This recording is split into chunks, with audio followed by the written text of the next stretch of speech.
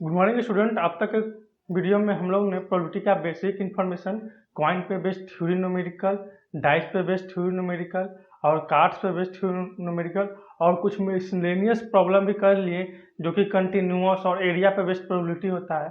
आज के लेक्चर में हम लोग एनसीईआरटी के जो एक्सरसाइज हैं उसको वन बाय वन डिस्कस करते हैं। तो चलिए देखते हैं क्वेश्चन नंबर फर्स्ट। तो आप लोग नीचे देख रहे होंगे, क्वेश्चन लिखा आ रहा होगा। तो पहला क्वेश्चन है probability of an event E plus probability of event not E. तो जैसा कि हम लोग पहला क्वेश्चन इसमें पूछ रहा है कि probability of event E plus probability of event not E. जैसे हम लोग नोटेशन जानते हैं लिखने के लिए कि प्रोबेबिलिटी ऑफ इवेंट ई को ऐसे लिखते हैं, probability of event E not की ये लिखते हैं। तो इसके बराबर क्या होता है? इसके बराबर 1 होता है, क्योंकि ये एलिमेंट्री इवेंट हो गया। जैसे कि मान लीजिए कि एक सिक्का को हम लोग उछाले, एक सिक्का को उछालने का काम किए, एक कॉइन को उछालने का काम किए, तो हेड आएगा या टेल आएगा। तो हेड आने का क्या प्रोबेबिलिटी है?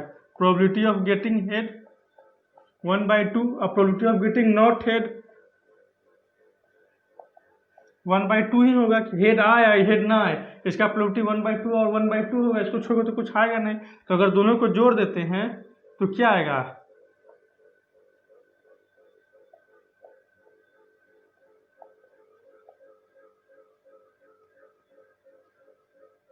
तो 1 भी आएगा।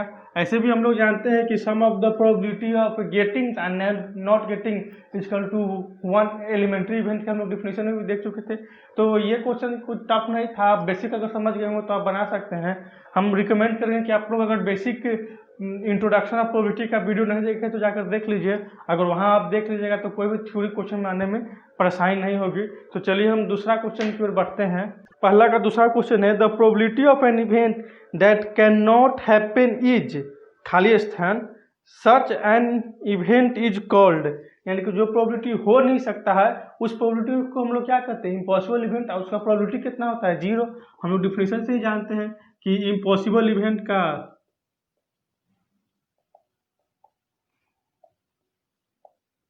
प्रोबेबिलिटी कितना होता है? 0 होता है। जैसे कि एग्जांपल के लीजिएगा कि मान लीजिए एक डाइस है आपके पास, और डाइस में क्या क्या होता है? 1 2 3 4 5 6 6 ही होता है सिर्फ। अगर हम लोग से कोई पूछ दे कि find the probability of getting 7, तो 7 तो है ही नहीं, तो कभी आ ही नहीं सकता है। तो क्या हो गया? ये हो गया इम्पॉसिबल इवेंट। इसको बोलेंगे इम्पॉसिबल इवेंट। आप हमारा इंट्रो का वीडियो देख लीजिएगा, इंट्रोडक्शन टू प्रोबेबिलिटी, आपको इसमें सब समझ में आ जाएगा। आप हमारे प्लेलिस्ट में जाकर देख सकते हैं। तो पहला का तीसरा क्वेश्चन की ओर बढ़ते हैं। The probability of an event that is certain to happen is the probability of an event that is certain to happen। यानी कि वैसा इवेंट जो होगा ही होगा। यानी कि अगर कोई बोल दे इसी क्वेश्चन में कि find the probability of getting a number less than 7, हम लोग ऐसे एग्जाम्पल भी लिए थे। अगर आप डाइस का क्वेश्चन देखिएगा हमारा, तो उसमें इसको अच्छा से बताया गया है कि पॉसिबल इवेंट कब होगा कब नहीं होगा, और इंट्रोडक्शन का भी चैप्टर में बताया गया है। तो हम दो जगह अभी फिर यहाँ एक बार देख लेते हैं। तो क्वेश्चन कहता है the probability of an event that is certain to happen. यानी कि इसको बोलते हैं कि द प्रोबेबिलिटी ऑफ इवेंट जो होगा ही होगा, उसको क्या बोलेंगे? मान लीजिए यहाँ पर पूछ देता find probability of getting number less than 7। यानी कि अगर नंबर लेस देन 7 तो जो इवेंट है वो भी यही हो जाएगा, फेवरेबल आउटकम, और टोटल आउटकम भी यही हो जाएगा। तो ये क्या हो जाएगा? इसका प्रोबेबिलिटी हो जाएगा 1। और ऐसे इवेंट को हम लोग क्या बोलते हैं? Sure event. तो हम लोग का पहला का रिजल्ट क्या हो गया? पहला का रिजल्ट देखें तो 1 हो जाएगा।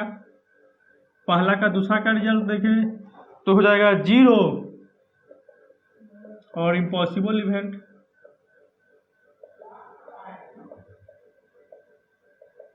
तीसरा का क्वेश्चन देखें तो हो जाएगा 1 और श्योर इवेंट।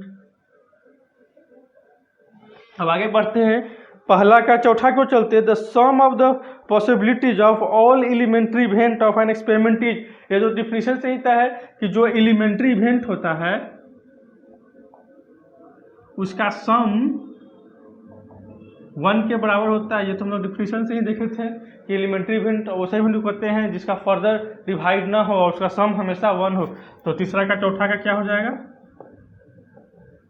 1 हो जाएगा। अब आगे बढ़ते हैं, the probability of an event is greater than और इक्वल टू। तो हम लोग जैसे कि बेसिक डिफिनेशन का क्लास में देखे थे, जो प्रोबेबिलिटी ऑफ इवेंट होता है किसी भी प्रोबेबिलिटी इवेंट का होने का, वो 0 से 1 के बीच में होता है। Probability of any event is lie between 0 और 1, यानी कि कोई भी इवेंट 0 और 1 के बीच में होता है। 0 से बड़ा भी नहीं हो सकता और 0 से छोटा भी नहीं हो सकता, निगेटिव नहीं हो सकता। क्यों नहीं हो सकता कि मान लीजिए कि कोई नंबर बोला इसमें से निकालने के लिए, तो कोई इसी में से नहीं बोलेगा, या तो ज़्यादा रहेगा या तो होगा या तो इसमें नहीं होगा। अगर सारा का सारा नंबर इसमें आ गया तो 1 हो जाएगा, अगर कोई नंबर नहीं आया तो 0 हो गया। निगेटिव में तो नहीं जाएगा, कभी नहीं जा सकता है निगेटिव में। अगर कोई नंबर इसमें बोल दिया कि 7 का प्रोबेबिलिटी निकालिए तो 0 हो जाएगा, अगर 6 का प्रोबेबिलिटी चाहिए तो 1 हो जाएगा। और इसके बीच में बोले इधर इवेंट निकालिए और निकालिए प्राइम नंबर निकालिए, तो कोई इसके बीच में होगा, न इससे ज़्यादा हो पाएगा न इससे कम हो पाएगा। तो इसका जो पचमा का रिजल्ट है वो क्या हो जाएगा, यही हो जाएगा 0 से 1 के बीच में प्रोबेबिलिटी होना चाहिए। तो क्या लिखेंगे 0 1। और समझने के लिए ये तो खाली स्थान में बढ़ा जाएगा, एक जगह खाली स्थान में 0 हो जाएगा, खाली स्थान में 1, आप ऐसे लिख सकते हैं। तो क्वेश्चन नंबर 1 तो खत्म हो गया। आप चलिए क्वेश्चन नंबर 2 की ओर बढ़ते हैं। तो अभी तक तो हम लोग क्वेश्चन 1 डिस्कस कर लिया, क्वेश्चन 2 की ओर बढ़ते हैं। क्वेश्चन 2 का पहला क्वेश्चन में पूछ रहा है कि बताइए कि निम्नलिखित में से कौन कौन इक्वली लाइकली इवेंट है, यानी कि जो 3-4 एग्जाम्पल दिए हुए हैं नीचे, उसमें से पूछ रहा है कि कौन कौन इक्वली लाइकली इवेंट हैं। तो इक्वली लाइकली आउटकम किसको बोलेंगे, यानी कि आने का संभावना हमेशा इक्वली हो। जैसे कि आप एक कॉइन को टॉस कीजिएगा, अगर फेयर कॉइन है तो हेड और टेल आने का संभावना हमेशा सेम रहेगा। हेड आने का भी 1/2, टेल आने का 1/2। यानी कहने का मतलब हो गया कि आपके पास अगर एक कॉइन है तो हेड और टेल आने का प्रोबेबिलिटी हमेशा 1/2 ही होता है। इसी को बोलेंगे इक्वली लाइकली। जो इसमें है हेड और टेल आने का प्रोबेबिलिटी हमेशा 1/2 ही होता है, क्योंकि फेयर कॉइन है। तो पहला क्वेश्चन बोलता है a driver attempt to start a car, the car start और डज नॉट स्टार्ट। अगर मान लीजिए कि एक ड्राइवर है जो कार को स्टार्ट करने गया है, तो कार स्टार्ट होगा या कार स्टार्ट नहीं होगा। लेकिन कार तो अक्सर खराब नहीं होता है, खराब होगा तो स्टार्ट नहीं होगा। अगर ठीक है तो हमेशा स्टार्ट हो जाएगा। हर मतलब मैक्सिमम चांस है कि कार स्टार्ट हो जाएगा। कार स्टार्ट होना ना होना ड्राइवर कार के बहुत सारा फैक्टर पे डिपेंड करता है, एक ही नहीं होता क्या चाहे डाले स्टार्ट होगा, क्योंकि कार हमेशा ठीक ही रहता है, वो अधिकतर टाइम स्टार्ट हो जाएगा। तो ये इक्वली लाइकली नहीं है कि कार को स्टार्ट करने का स्टार्ट होगा या नहीं होगा। अब सेकेंड क्वेश्चन आता है a player attempts to shoot a basketball, he see shoot और मिस द शूट। यानी कि कोई प्लेयर है वो बॉल को मारने गया, तो वो बॉल को शूट कर पाएगा या नहीं कर पाएगा, ये भी बहुत सारा फैक्टर पर डिपेंड करता है। प्लेयर कैसा है, अच्छा है खेलने में, नहीं अच्छा है। अगर अच्छा है तो बहुत बार मार सकता है, अगर खराब है तो बहुत बार छूट सकता है। दूसरा प्लेयर उसका बॉल आया कि नहीं आया, उसके पहुंचने से पहले कुछ को धक्का देकर कोई दूसरा बॉल को मार दिया, तो ये भी बहुत सारा फैक्टर पर डिपेंड करता है। तो ये भी इक्वली लाइकली इवेंट नहीं हो पाएगा। अब थर्ड आता है a trial is made to answer a true false question, the answer is right और रॉन्ग। तो यहाँ बोलता है एक ट्रायल लिया गया है, ये नहीं पता है। अगर यहाँ बोलता कि ये मैन आंसर करना चाह रहा है तो ये हो भी सकता था या नहीं हो सकता, लेकिन यहाँ पर ट्रायल लिया गया है, यानी कि हमको कुछ नहीं पता है, ट्रायल कर रहे हैं ट्रू और फॉल्स का जवाब देने का, मतलब तुक्का मारने की कोशिश कर रहे हैं। तो सही भी हो सकता है, नहीं भी हो सकता, क्योंकि ट्रायल ले रहा है। तो जो तीसरा है ये हो जाएगा आपका इक्वली लाइकली। अब चौथा का देखते हैं a baby is born, it is a boy और गर्ल। अगर एक बच्चा जन्म लेता है तो वो लड़का होगा या लड़की होगा, इसका भी प्रोबेबिलिटी 1/2 है। लड़का भी हो सकता है, लड़की हो सकता है, कोई जान थोड़ी ना कि क्या होगा। तो इसका तो ये भी हो जाएगा इक्वली लाइकली, यानी कि जो 3 और 4 है ये दोनों हो जाएगा इक्वली लाइकली। इसमें अंदर कन्फ्यूजन की बात नहीं है। पहला में था कार, तो कार बहुत टाइम ठीक रहता है तो अक्सर स्टार्ट हो जाएगा, खराब है तो अक्सर स्टार्ट नहीं होगा। दूसरा में था कि ये प्लेयर शूट बास्केटबॉल, तो अगर प्लेयर अच्छा है तो बहुत बार शूट कर लेगा। तीसरा में अगर ट्रायल लिया गया है ट्रू फॉल्स आंसर देने का, क्वेश्चन पर ध्यान दीजिएगा, ट्रायल लिया गया है तो ट्रायल में तो ट्रू भी बोल सकता है, सही बोल सकता है, अंदाजा ही मारना है तो कुछ मार देगा। फिर एक बच्चा जन्म लेता है तो वो लड़का हो सकता है, लड़की हो सकता है, इस पर तो किसी का बस नहीं है। जो 3 4 है यही सिर्फ इक्वली लाइकली है। अब क्वेश्चन नंबर 3 की ओर बढ़ते हैं। तो क्वेश्चन 1 2 तो सिर्फ थ्योरी पे बेस्ड था। अब 3 से कुछ न्यूमेरिकल टर्म भी आते हैं, तो आप ध्यान से समझने का प्रयास कीजिएगा। अगर 1 2 को समझने में कोई परेशानियां होगी तो आप हमारे इंट्रोडक्शन वीडियो में जाकर देख सकते हैं। अगर उसको बढ़िया समझ लीजिएगा तो ये सब आराम से समझ में आ जाएगा। और हमारे अगर सीरीज का चारों वीडियो देख लेंगे तो एक्सरसाइज बनाने में ज़्यादा परेशानी नहीं होगी। तो इसलिए अगर नहीं देखेंगे तो फिर जाकर देख लीजिए और हमारे साथ क्वेश्चन अटेम्प्ट करने का प्रयास कीजिए। तो क्वेश्चन नंबर 3 क्या कहता है? Why is tossing a coin considered to be fair way of deciding which team should get the ball at the beginning of the football game? यानी फुटबॉल गेम होता है, ऐसे कोई भी गेम ले सकते हैं। मान लीजिए क्रिकेट का ही गेम ले लिए तो फुटबॉल का गेम में सिक्का को क्यों उछाला जाता है? फेयर वे, टॉसिंग कॉइन को यानी सिक्का को उछालना एक फेयर वे समझा जाता है गेम को शुरू करने का, कि कौन मैच पहले खेलेगा। क्रिकेट के टर्म में लीजिएगा तो कौन मैच इसका बैटिंग मिलेगा, सिक्का को क्यों उछालते हैं। तो अभी अभी हमने देखा था क्वेश्चन 2 में जो सिक्का को उछालना है तो हेड और टेल आने का प्रोबेबिलिटी हमेशा एक ही होता है, यानी कि हेड आने का भी प्रोबेबिलिटी 1/2 ही होगा, टेल आने का भी प्रोबेबिलिटी 1/2 होगा। क्यों होगा? क्योंकि सिक्का को उछालने के बाद हेड और टेल आना आपके बस में नहीं है। ये हेड और टेल इक्वली लाइकली इवेंट है। तो अगर एग्जाम में आता है क्वेश्चन तो लिखना पड़ेगा। तो क्या लिखेंगे? Tossing the coin is equally likely event, thus it is tossing a coin is used for deciding the match। तो अगर शब्द में लिखना है तो क्या लिखेंगे? देखिए,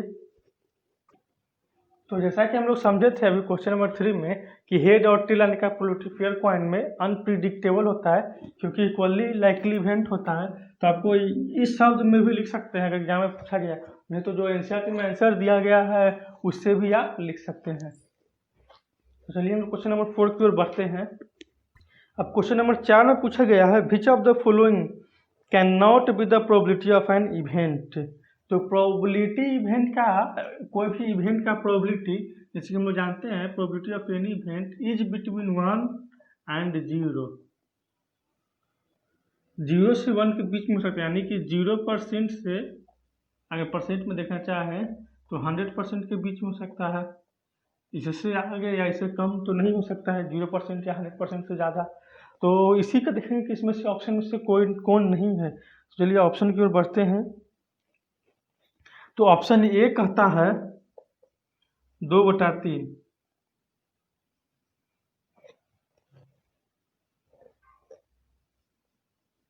अगर 2/3 को लिखना चाहें तो ये क्या हो जाएगा? 0.6667। तो ये भी 1 से छोटा है, 0 1 के बीच में ही है, तो ये होगा। बी क्या है? -1.5। तो प्रोबेबिलिटी कभी निगेटिव में नहीं हो सकता है, तो यही इनकरेक्ट हो गया, ये इनकरेक्ट हो गया।